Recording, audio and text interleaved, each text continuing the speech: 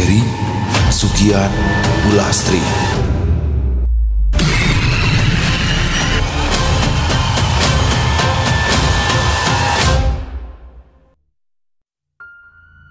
Kisah ini terjadi pada tahun 1998 di suatu perkampungan di Kabupaten Tapanuli Tengah, Sumatera Utara. Banyak yang bilang orang yang sudah pulang haji akan berubah jadi lebih baik. Tapi tidak dengan Bu Lastri. Dia pulang haji dengan senyum, tapi menyimpan kutukan di matanya. Malam kian larut dan langit semakin pekat, menutupi rumah besar di ujung jalan Karangjati. Rumah itu tampak seperti bangunan mati. Lampu teras hanya sesekali menyala, lalu padam sendiri seperti ragu ingin menyinari kegelapan rumah itu. Di dalamnya, suara piring pecah memecah keheningan. Brang! Apaan sih kamu, Reni? Bajingan kamu. Suara parau Bu Lastri menggema di seluruh ruangan. Reni berdiri, nafasnya memburu, wajahnya merah padam. Aku muak, Bu. Aku muak. Semua orang di kampung ini menganggap kita setan karena kelakuan Ibu. Setan? Mereka itu iri. Ibu bisa kaya, bisa punya rumah besar, bisa pergi haji 2 kali. Tapi mereka masih melaratnya bikin kambing. Bu Lastri tertawa terbahak. Tawanya terdengar mirip ringkikan, terlampau lama dan terlalu tinggi nadanya. Bu, sadar dong, Bu. Ibu itu rentenir. Rentenir, Bu. Bapak meninggal karena dikejar hutang orang-orang yang Ibu jebak. Dan sekarang Ibu malah mencaci maki semua orang, bahkan di depan masjid. Apa Ibu udah gila? Diam kamu, anak kurang ajar. Kamu itu makan dari uang siapa? Dari yang kau bilang dosa itu. Dari yang kau bilang dosa Ibu ini. Deg. Kalimat itu menampar batin Reni. Dan kamu tahu? Semua doa-doa haji Ibu terkabul. Suara Bu Lastri merendah, mendesis seperti ular yang mendekat. Mata tuanya menatap tajam. Ibu pernah bilang, siapa yang durhaka akan dilaknat. Jangan-jangan Ibu yang nanti akan dikafani hidup-hidup. Reni tertegun. Tiba-tiba matanya menatap ke dada ibunya. Ada benjolan mencurigakan di balik baju dasar yang biasa Bu Lastri pakai sejak pulang haji, seperti segulung kain. Apa itu di balik baju Ibu? Bu Lastri tersenyum. Ia berjalan pelan ke sudut ruangan, membuka lemari kayu tua yang sudah lama tadi buka. Aroma busuk langsung menyergap bersama angin. Aroma seperti kapur barus basi bercampur daging busuk menguar ke seluruh ruangan.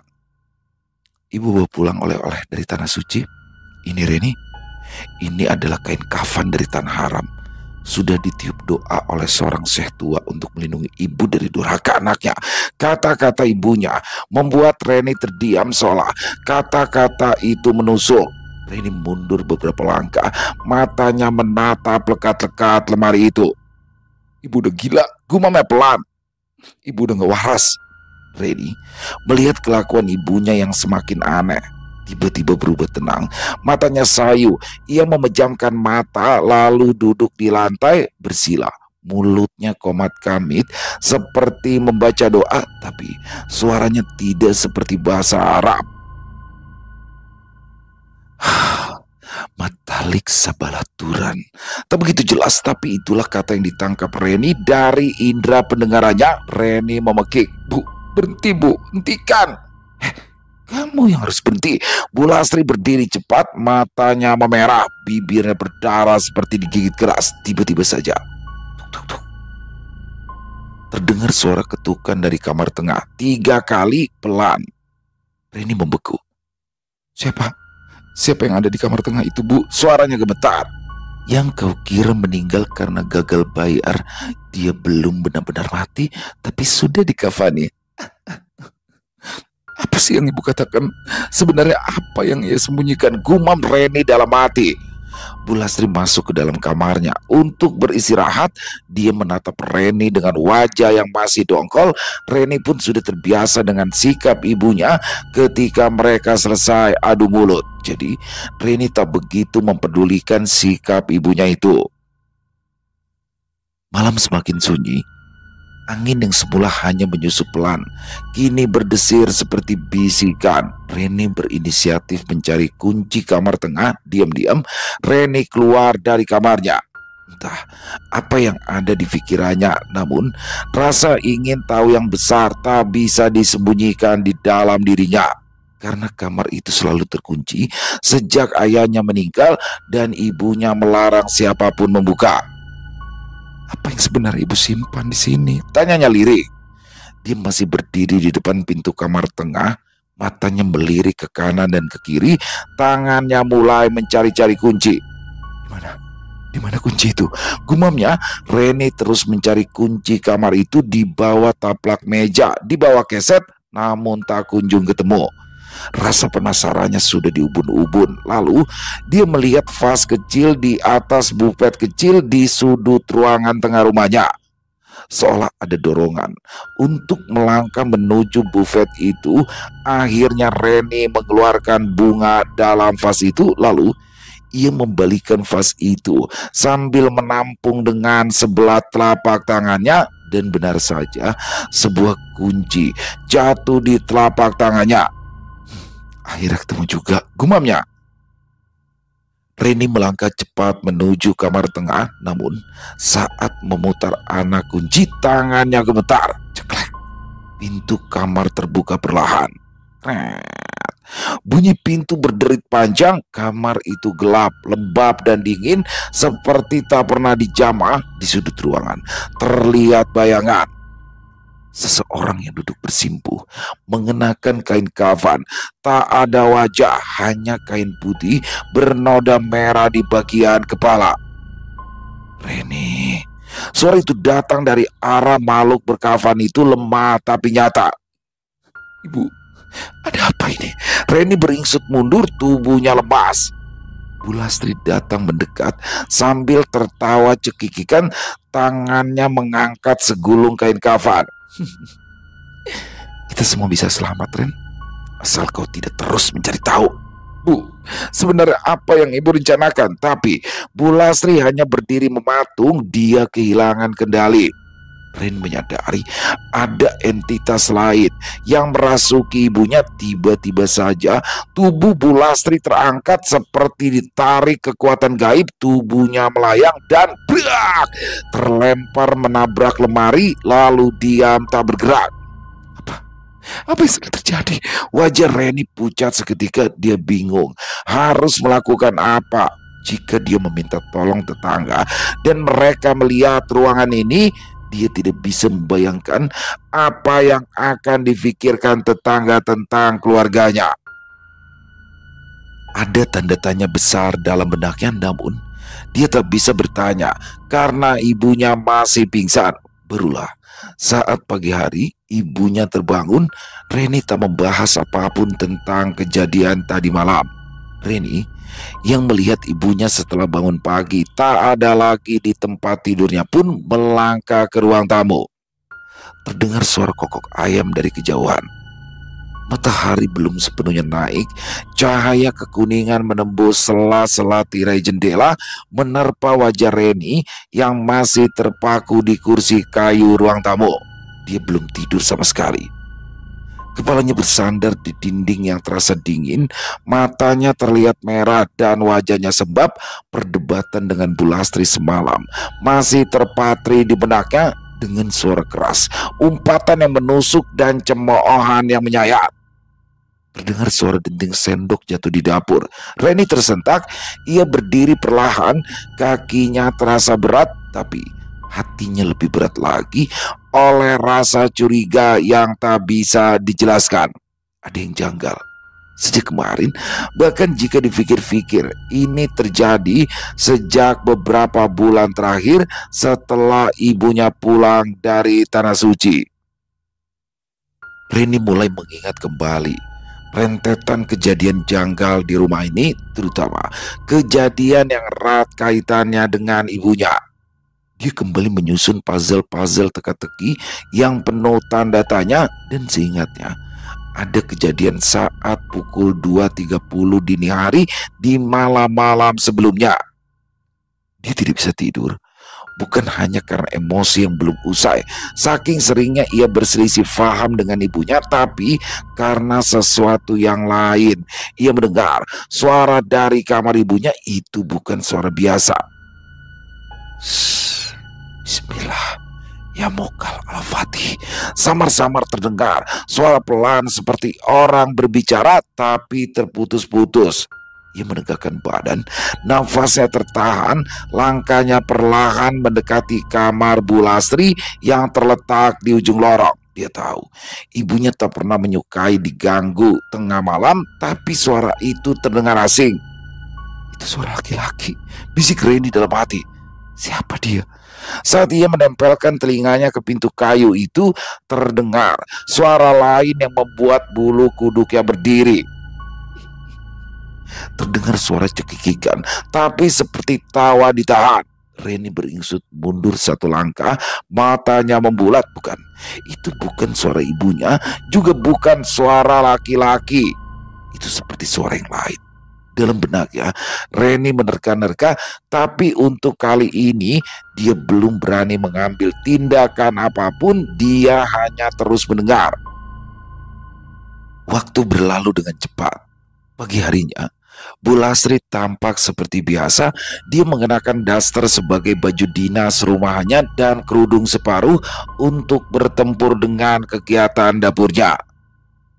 Pagi Bu, lagi masak apa? Sapa Reni mencoba terlihat tenang meski jantungnya berdetak tak karuan. Bu Lastri menoleh sambil tersenyum. Tumben bangun pagi, mau sarapan? Ini Ibu sudah masak lompong sagu.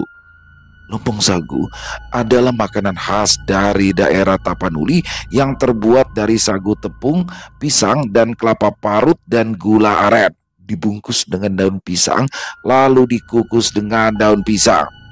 Reni mengangguk pelan, lalu duduk. Pandangannya terpaku pada bekas gelang hitam di pergelangan tangan ibunya, gelang karet, tapi dengan rajutan benang merah, bukan milik ibunya biasanya.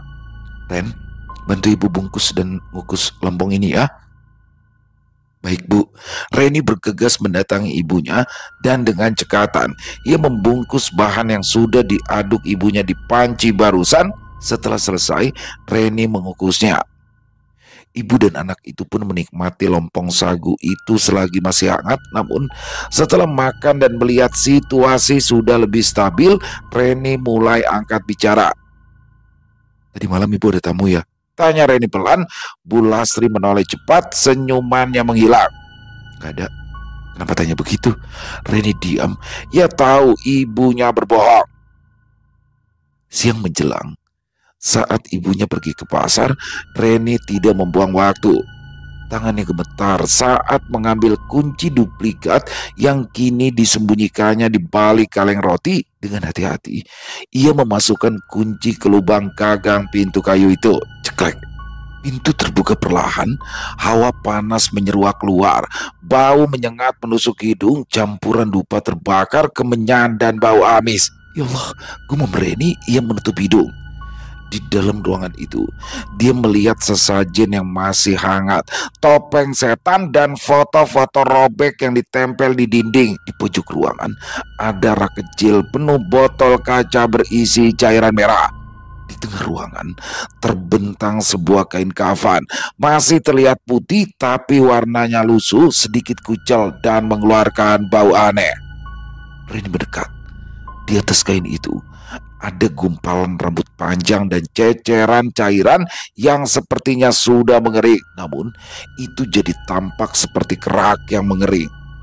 Enggak mungkin. Ini kain kafan beneran. Tangannya refleks ingin menyentuh, tapi tiba-tiba terdengar suara gemuruh dari plafon. Reni melompat mundur, matanya menatap ke atas. Ada suara seperti benda berat yang diseret di loteng. Dia memutar kepala, mencoba menahan muntah karena bau busuk yang menusuk. Tapi saat ia ingin keluar, brak! Pintu kamar tiba-tiba menutup sendiri. Ya Allah, jerit Reni. Ia berlari ke arah pintu dan memutar gagang, tapi tak bisa. Buka, duk duk duk, buka, teriaknya sambil memukul pintu keras-keras. Di belakangnya, suara lain mulai terdengar. Terdengar suara nafas berat diikuti suara langkah pelan di atas lantai. Dengan gemetar, Reni menoleh ke belakang. Di tengah ruangan, kain kafan itu bergerak sendiri perlahan seperti ada yang menggeliat di bawahnya. Tidak, tidak, bisik Reni sambil memundurkan langkah. Air matanya mulai menetes. Brak! Pintu mendadak terbuka. Ternyata Bu Lastri sudah berdiri di ambang pintu. Wajahnya dingin, bola mata hitamnya menatap tajam. Kamu sudah terlalu banyak ingin tahu, Ren. Sudah ibu peringatkan, jangan ikut campur urusan ibu. Reni terdiam, jantungnya berdegup cepat. Tunggu Bu, tunggu. Apa maksud semua ini? Bu Lastri tidak menjawab. Ia masuk dengan langkah pelan dan kembali menatap tajam ke arah Reni. Reni tak berani lagi bertanya apapun. Lidahnya keluh, mulutnya seolah terkunci. Namun detak jantungnya belum beraturan. Reni memilih keluar dari kamar itu. Kemudian ibunya menutup pintu di belakangnya. Reni hanya melihat sekilas. Di tangan kanan sang ibu ada segenggam rambut basah. Dan sejak kejadian itu, Reni menjadi malas untuk berinteraksi dengan ibunya. Dia hanya berbicara seperlunya. Karena ia merasa ingin tahu pun tak ada gunanya. Apapun pertanyaannya tak pernah dijawab oleh sang ibu. Dia menjalani hari-harinya seperti biasa dan lebih banyak beraktivitas di kampusnya. Kembali ke rumah ketika langit telah gelap. Ketika matahari sudah terbit, pada pukul 8 di pagi itu, tiba-tiba saja telepon rumah berdering dengan keras. Reni tersentak dari lamunannya. Dia bergegas bangkit dari duduk dan tangannya dengan cepat meraih gagang telepon di rumahnya yang terletak di meja ruang tengah. Halo, kami dari pihak kepolisian. Suaranya serak di ujung sana. Apa benar ini dengan keluarga Bu Lastri? Tanya suara itu dengan tegas. Iya, benar, saya Reni, Pak, anak dari Bu Lastri. Ada apa ya, Pak? Tanya Reni tergagap. Begini Mbak Reni, ibu Anda yang bernama Bu Lastri, beliau mengalami kecelakaan parah di jalan raya tadi pagi. Tangan Reni yang menggenggam gagang telepon gemetar setelah mendengar kabar yang tiba-tiba gagang telepon itu hampir terlepas dari tangan Reni. Maksudnya apa, Pak? Kami butuh Anda ke rumah sakit umum sekarang juga untuk identifikasi.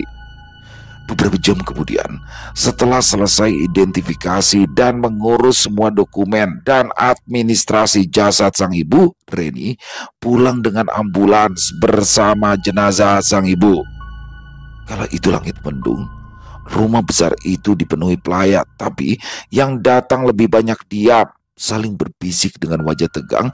Mereka menatap jenazah yang diletakkan di tengah ruang tamu. Reni berdiri di sudut ruangan. Tubuhnya gemetar sejak melihat wajah ibunya yang rusak, seolah bukan karena kecelakaan biasa. Wajah Bu Lastri membiru, lidahnya menjulur, dan kulit di sekitar dadanya tampak mengeras. Pemandian jenazah dilakukan di bagian dapur karena kamar mandi utama tiba-tiba banjir penuh lumpur. 2 orang ibu-ibu pengurus jenazah sudah siap memandikan. Reni memaksa ikut meskipun dicegah, tapi baru saja air pertama disiram, dari tubuh Bu Lastri keluar cairan putih kental berbau tajam menyengat seperti campuran susu basi dan darah busuk. Astagfirullah, apa ini? Salah satu ibu mengeluh dan menutup hidung. Bu, kita ganti kain kafannya dulu ya, ucap ibu yang satunya. Panik melihat kain kafan pertama berubah kekuningan dan berlubang begitu menyentuh kulit jenazah. Kain kafan kedua sama, rusak, hangus di ujungnya, seolah membusuk dalam sekejap. Reni terpaku, tubuhnya lemas, tapi ia terus memandangi ibunya. Suasana sunyi hingga suara itu muncul lagi. Bisikan menyeramkan yang terdengar pelan dan dalam sayup terdengar di telinga Reni. "Nah, jangan kafani.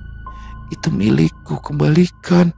Ibu Reni terlonjak, menoleh ke kanan dan ke kiri. Semua orang tampak tak mendengar. "Kau sudah membukanya, Ren. Sekarang ibu tidak bisa pergi." Tiba-tiba lampu dapur padam. Salah satu ibu pengurus jenazah jatuh terduduk. "Jangan dilanjut. Ini bukan jenazah biasa." Reni mendekat, matanya berlinang. "Ibu, maaf." Namun dari tubuh Bu Lastri mulai menguap. Asap putih tipis melingkar di udara membentuk siluet samar seorang perempuan berjubah bermata merah darah. Semua orang mundur berteriak, bahkan ada yang jatuh pingsan. Selendang penutup jenazah tiba-tiba tertutup sendirinya. Kain kafan keempat meleleh dan hangus seperti terbakar. Di tengah kekacauan, salah seorang dari kerabat jauh ibunya mendekati Reni. Seorang lelaki tua berpakaian hitam membawa tas lusuh penuh buku doa. Tapi Reni sepertinya asing dengan lelaki itu. "Kamu anak Bu Lastri?" Reni mengangguk cepat. Lelaki itu membuka tasnya, mengeluarkan sebuah kitab kecil dengan sampul coklat. Di halaman pertama tertulis, "Ilmu pelindung arwah dari Ikatan Dunia." "Ibumu dulu pernah berguru pada seseorang dari gunung yang ada di tanah Jawa. Dia membuat perjanjian yang tak bisa diingkari.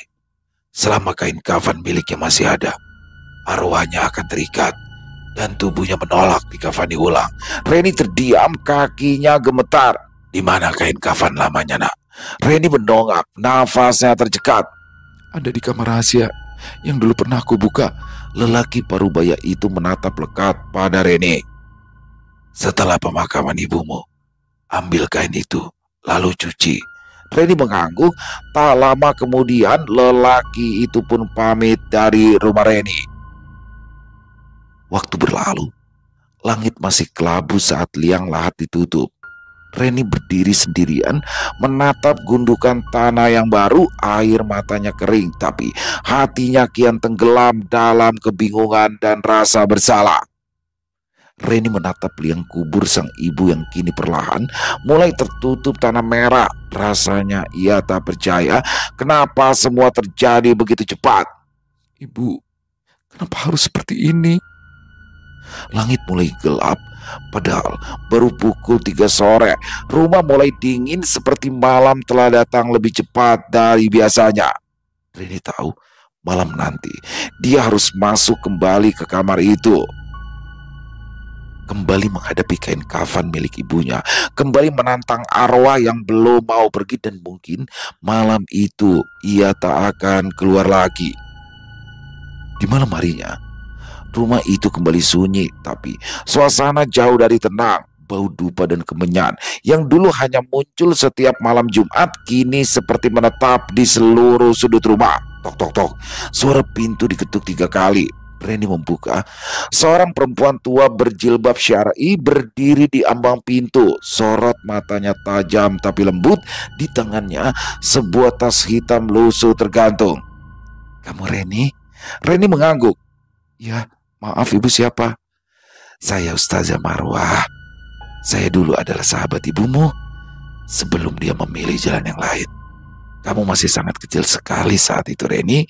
Reni membuka pintu dan berdiri di ambang pintu dengan raut wajah menerka-nerka untuk kembali mengingat sesuatu. "Oh iya, ibu yang dulu kupanggil Ibu Awa kan?"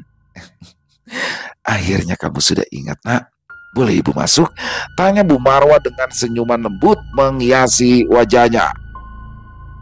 Reni tersenyum dan langsung meraih punggung tangan Bu Marwah, lalu menempelkan ke dahinya. Reni membuka pintu rumahnya lebih lebar dan mempersilahkan Bu Marwah masuk. Mereka duduk di ruang tamu. Setelah beberapa saat bercerita dan saling berbincang, akhirnya Reni mulai mengerti, namun belum sepenuhnya. Kini Reni melihat di ruang tamu rumahnya. Ustazah Marwa duduk bersila. Ia membaca ayat-ayat pendek pelan. Reni membawa kotak dari kamar belakang. Kotak yang berisi benda-benda milik Bu Lastri. Di dalamnya ada botol kecil berisi cairan merah, jimat-jimat dari kain perca, beberapa tulang, dan kain kafan busuk yang dulu ia temukan. Ustazah Marwa tak langsung menyentuhnya. Ia mengusap wajah, menarik nafas panjang. Anakku, kain ini bukan milik dunia manusia. Reni menelan ludah. Tapi ini cuma kain biasa. Ustazah Marwa menggeleng pelan, tangannya menyentuh kain itu dengan kain sarung, tidak langsung. Ini adalah jimat pemanggil kekayaan, media pesugihan, diisi dengan energi hitam yang jahat. Ibumu telah menyatu dengannya. Kain itu bergerak sendiri. Melihat hal yang tak wajar itu, Ustazah Marwa langsung membaca ayat kursi. Tapi tiba-tiba, krak, kain itu robek sendirinya. Cahaya hitam samar keluar dari dalamnya. Bayangan seperti ular melintas cepat ke pojok ruangan. Reni berteriak, "Astagfirullah, apa itu tadi?" Ustazah Marwa berdiri, matanya tajam. Itu penunggunya, jin yang terikat pada benda ini. Brak! Jendela terbuka sendiri. Angin berembus kencang. Dupa yang mengeluarkan aroma kayu gaharu itu pun terbakar. Itu adalah sisa dupa dari yang Bu Lastri gunakan sebelumnya, menyala sendiri. Di dinding, bayangan tubuh Bu Lastri tampak menggantung sebentar lalu menghilang. Reni mulai menangis. "Bu Marwah, saya harus apa?" Sang ustazah memandangnya dalam. "Kain ini sudah dicuci. Kekuatannya rusak. Tapi bukan berarti lepas." "Maksudnya apa?" "Jin penunggunya akan menagih. Dia tidak suka janjinya dilanggar. Dan sekarang kau dianggap penerusnya." Reni.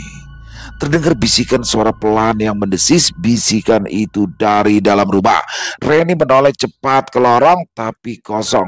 Ustazah Marwa memegang pundaknya. "Kita harus bakar benda-benda ini. Malam ini juga. Kau harus kuat, karena jin itu tidak akan tinggal diam." Malam semakin pekat. Rumah itu diselimuti aura tak kasat mata.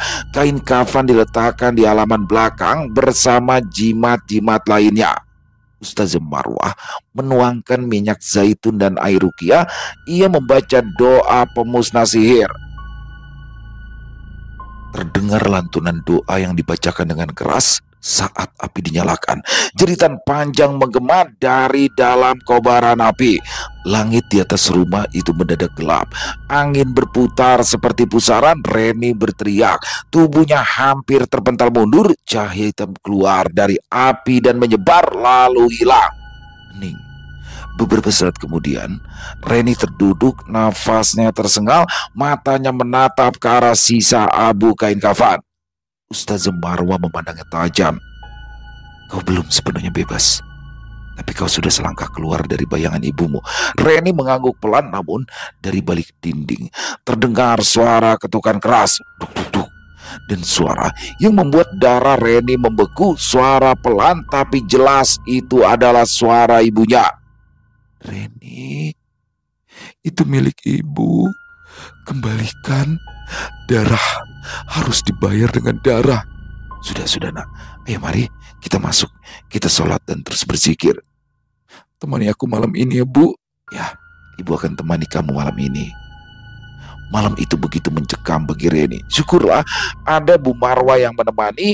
Kerabatnya tak ada yang mau tinggal. Bahkan jiran tetangga pun selesai tahlil, tak ada yang mau berlama-lama di rumahnya.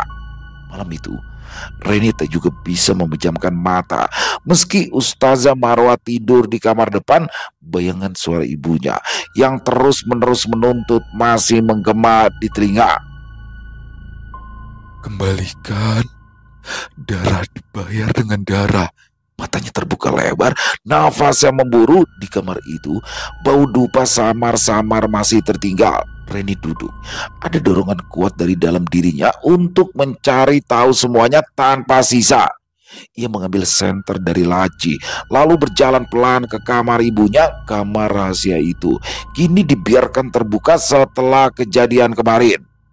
Di balik lemari tua yang digeser, Reni melihat papan lantai sedikit berbeda warna. Tangannya menyentuh dan menemukan celah. Krak, suara papan terbuka. Di bawahnya sebuah kotak besi kecil penuh debu dan karat. Ia tarik dengan tenaga penuh. Di dalamnya, Reni menemukan sebuah buku bersampul kulit hitam. Reni melihat sebuah tulisan yang tertulis dengan tinta merah. Lelaku dan ilmu pelipat kekayaan. Catatan Lastri. Tangan Reni gemetar saat membalik ke halaman pertama. Ada rasa cemas, tapi keinginan dalam dirinya lebih kuat untuk membaca catatan ibunya. Hari pertama, aku bertemu dia di lorong gelap pasar belakang. Dia mencium bau keinginan dalam tubuhku. Dukun wanita itu kulitnya seperti kertas, matanya putih semuanya, tapi wajahnya menyiratkan seperti tahu isi pikiranku. Dia memberikanku pilihan awet muda, laki-laki, uang, atau jiwa yang bersih. Dan aku pilih semuanya. Reni menggigil saat membacanya, namun keinginan kuatnya untuk ingin tahu tentang ibunya sampai tak tersisa lebih luar biasa. Aku diberi sehelai kain kafan jenazah haram, katanya. Untuk meresapinya, aku harus melakukan ritual dengan darah dan mani. Nenek tua itu menjadikanku sebagai muridnya. Dia membimbingku untuk mengikuti arahannya. Dia berkata, ambillah spermanya, oleskan ke wajah, bacalah mantra ini di hadapan kafan itu. Bacakan 7 kali. Setiap selesai bersetubuh, aura lelaki akan terserap ke kafan, dan aku akan menampung kekuatan mereka. Hah? Reni menutup mulutnya, matanya membulat. Astagfirullah, ibu, apa yang ibu lakukan? Rasa mual menyeruak seketika, terasa perutnya diaduk-aduk. Sebagai seorang anak, ia benar-benar tak menyangka jika ibunya akan berbuat sejauh itu dulunya. Tapi catatan itu belum selesai ia baca. Sudah kepalang tanggung, aku harus baca semuanya, gumamnya pada diri sendiri. Reni pun kembali membalik lembar berikutnya dan mulai membaca lagi. Setelah sebelumnya dia menarik nafas panjang melalui hidung, kemudian mengembuskan pelan dari mulutnya. Aku juga diberikan ramuan awet muda. Setiap malam Jumat, tubuhku harus dimandikan dengan darah ayam hitam dan keringat pemuda. Setelah itu, aku berhubungan lagi dan darah mereka menyatu di kain itu. Tumbal pertama adalah bayi perempuan hasil hubungan gelap, dan itu anakku sendiri. Setelah membaca bagian itu samar-samar, Reni mendengar suara tangisan bayi. Seketika itu juga bulu kuduk Reni merinding, seolah ada hembusan angin yang tiba-tiba meniup tengkuknya dari belakang. Tubuh Reni tak bisa digerakkan, seolah antara sadar dan tidak sadar Reni melihat kejadian di masa lalu dan merasa seolah ia berada di sana. Tahun 1986, pasar gelap perbatasan kota. Saat itu langit mendung, Lastri muda berdandan mencolok dengan lipstik merah dan rok ketat melangkah ke lorong belakang pasar. Wajahnya tegas, tapi matanya menyimpan luka. Di ujung lorong, sebuah gubuk bambu berdiri. Di dalamnya duduk seorang nenek, kulitnya mengelupas, matanya putih. Terdengar suara kain terseret disusul cengkeraman kuku. Srek! Kau yang datang karena laki-laki meninggalkanmu, kan? Bisik nenek itu. Lastri mengangguk menahan air mata. Aku ingin mereka tunduk padaku. Aku ingin kaya. Aku ingin muda selamanya. Muda, tapi ada harga yang harus dibayar. Ia mengeluarkan sepotong kain kafan kecil yang masih berbercak darah. Ini kafan bayi mati tak bernama, benda paling suci yang telah dinajiskan. Simpan baik-baik, dia akan menjadi rumah penuntunmu. Reni tiba-tiba tersadar dengan nafas ngos-ngosan. Rasanya punggungnya seperti habis ditimpa balok kayu. Namun kini dia sadar bahwa saat ini tubuhnya sudah bisa digerakkan lagi. Reni menoleh ke kanan dan ke kiri. Tak ada siapapun. Reni kembali fokus pada buku yang ia pegang, kemudian kembali membalik ke halaman dan membacanya. Sejak saat itu, hidupku berubah. Lelaki datang seperti antrian, uang masuk deras, tubuhku seakan tak menua. Tapi setiap malam, aku bermimpi diseret ke kuburan, digigiti ulat, diciumi makhluk berbulu. Aku ketagihan, aku tidak bisa berhenti. Hingga malam itu, aku melahirkan sendirian. Bayinya tidak menangis. Aku balut dengan kain dan kukubur di bawah ranjang. Rani memeluk buku itu, tubuhnya menggigil. Dia ingin muntah, tapi tubuhnya seperti lumpuh. Terdengar tawa Bu Lastri menggema. Kau sudah tahu sekarang kan, nak? Tapi terlambat. Cak! Cermin kamar retak sendiri. Reni menoleh cepat. Dia melihat pada bayangan cermin itu, tapi bukan wajahnya, melainkan wajah Lastri muda dengan mata hitam pekat dan senyum menyeringai. Ustazah Marwah bergegas masuk ke kamar, wajahnya tegang. Reni, apa yang kamu lakukan? Kamu buka buku itu. Reni mengangguk, air matanya bercucuran. Semuanya sudah tertulis di situ, Bu. Ibuku bukan sekedar rentenir, tapi dia seorang pemuja iblis. Ustazah Marwah menghela nafas berat. Tenang enak, tenang. Ibu akan terus di sini mendampingimu. Ayo, kita keluar dari sini. Reni tak bisa berkata apapun. Dia hanya mengangguk setuju, kemudian dirangkul oleh Bu Marwah dan mereka tidur di kamar Reni bersama malam itu. Saat hendak tidur, Reni menanyakan sesuatu pada Bu Marwah. Bu, apakah benar ibuku pergi haji sampai 2 kali beberapa tahun yang lalu? Bu Marwah yang mendengar pertanyaan itu menatap Reni iba. Raut wajahnya terlihat sendu. Kamu benar ingin tahu? Reni mengangguk cepat. Baik, ibu akan ceritakan yang sebenarnya. Karena kamu juga sudah tahu tentang ibumu. Sebenarnya, ibumu tidak pernah sama sekali menginjakan kakinya ke tanah suci.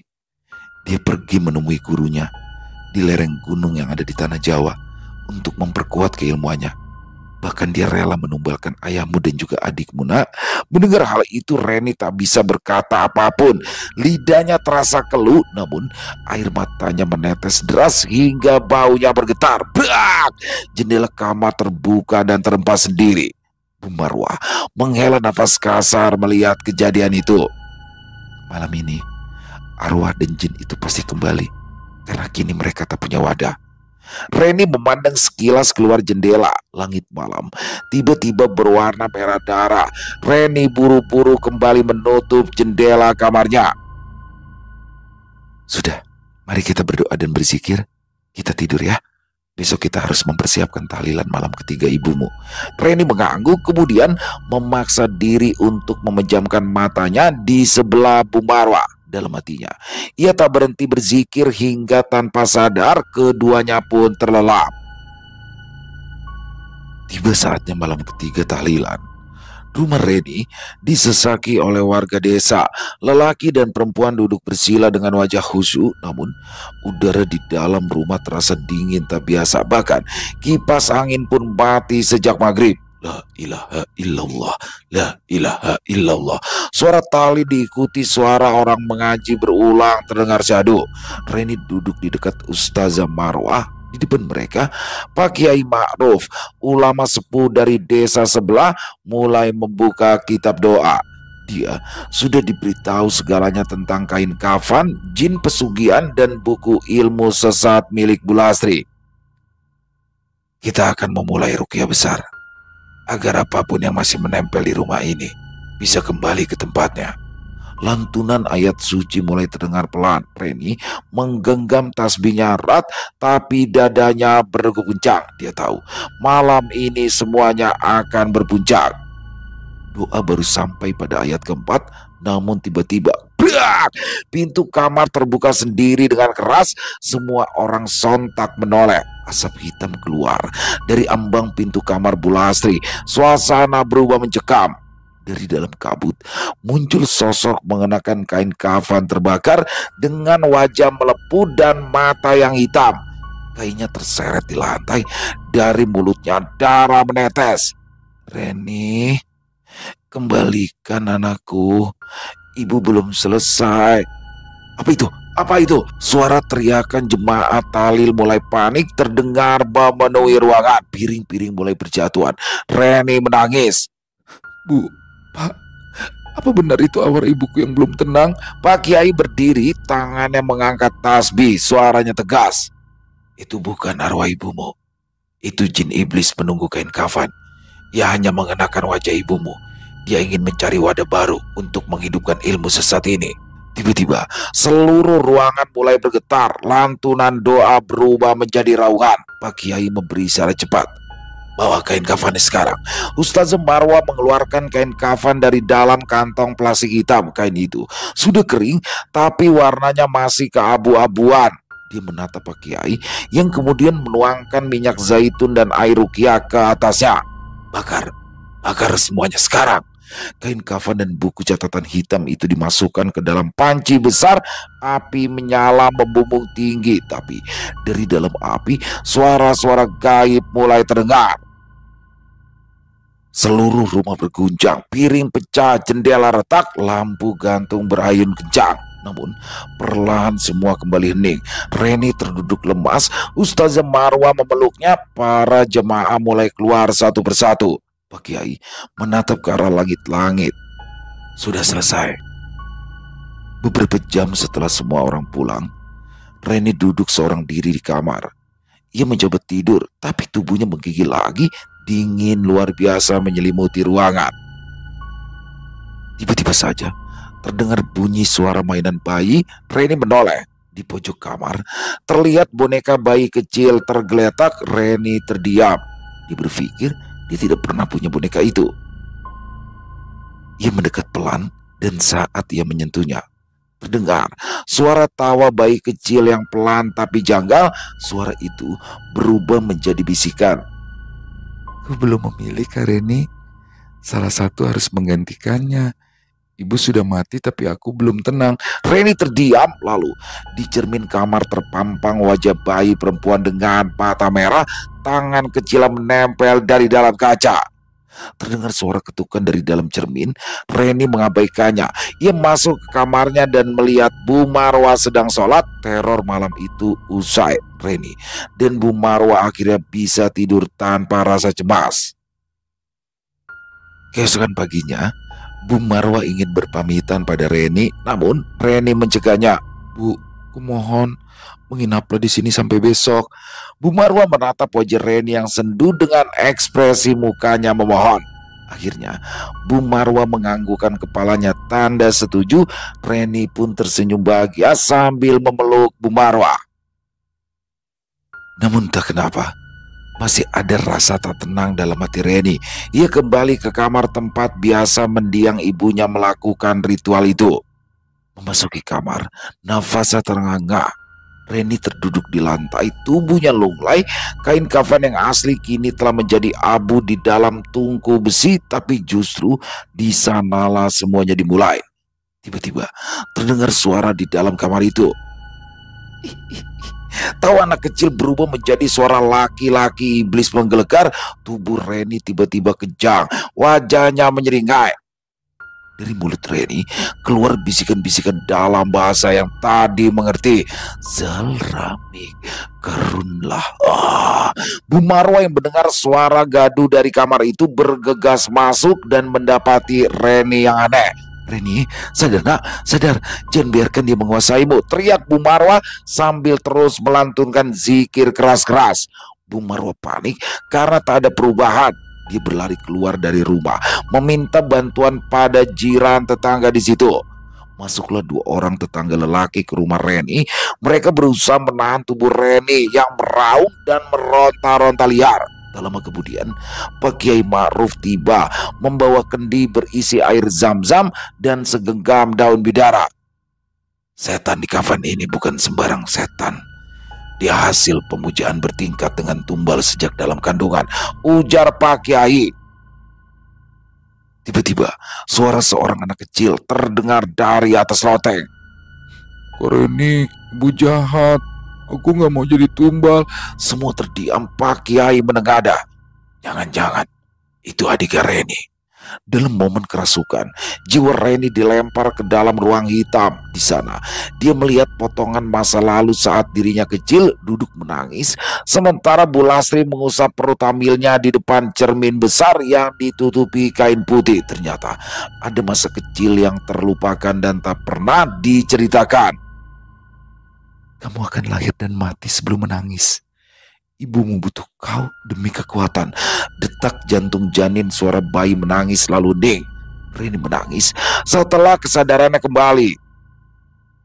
Hari berikutnya, dengan mata sembab, Reni duduk bersama Pak Kiai dan Bu Marwah.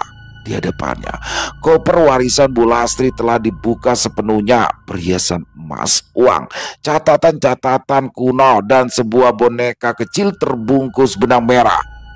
Itu sebagai tumbal pengganti. Arwah adikmu terikat di situ, ujar Pak Kiai pelan. Kalau begitu aku tidak mau ada satupun yang tertinggal. Benda-benda itu dibakar habis. Semua barang warisan Bu Lastri yang ada di dalam koper terkunci itu dibakar, kecuali uang dan aset legal yang kemudian Reni sumbangkan seluruhnya ke panti asuhan dan pesantren. Kalau selama ini ibu memang menukar jiwaku demi harta, biar harta itu kembali untuk mereka yang benar-benar butuh, ucap Reni dengan tegas. Beberapa bulan kemudian, Reni terlihat mengenakan kerudung panjang, duduk di serambi pesantren bersama Bu Marwah mengajar anak-anak mengaji.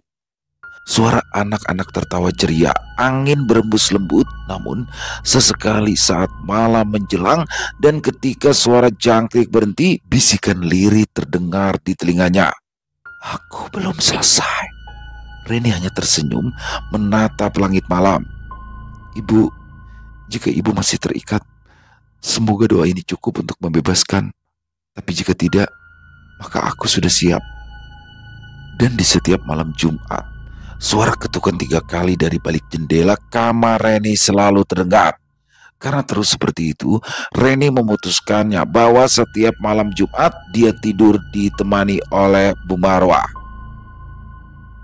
Dan sampai saat ini, Reni masih mengabdi di pesantren di kota itu.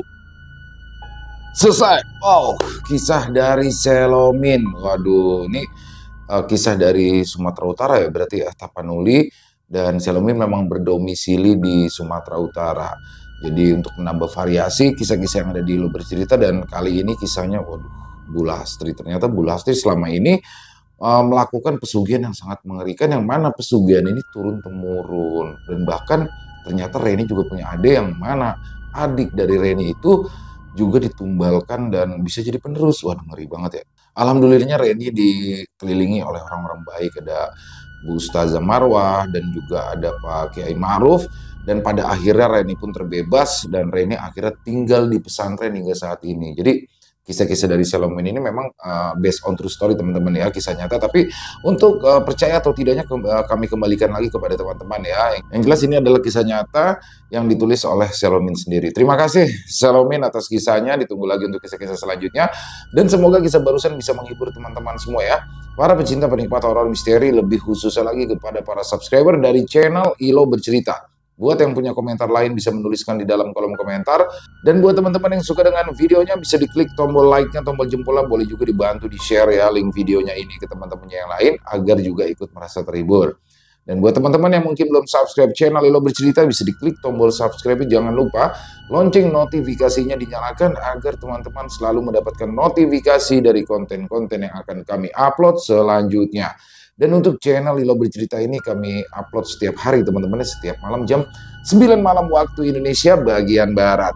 Kami ucapkan terima kasih kepada seluruh teman-teman yang sudah selalu setia hadir, yang sudah selalu mendukung kami. Karena teman-temanlah kami selalu bersemangat berkarya di setiap harinya. Di akhir kata, saya Ilo mengucapkan permohonan maaf apabila mungkin dalam pembawaan kisahnya barusan ada kata-kata saya yang salah ataupun ada kata-kata saya mungkin yang kurang berkenan. Saya mohon dibukakan pintu maaf yang seluas-luasnya. Sampai berjumpa lagi di konten-konten kami selanjutnya. Masih bersama saya Ilo di channel Ilo Bercerita. Salam sehat, sukses selalu untuk kita semua. Wassalamualaikum warahmatullahi wabarakatuh.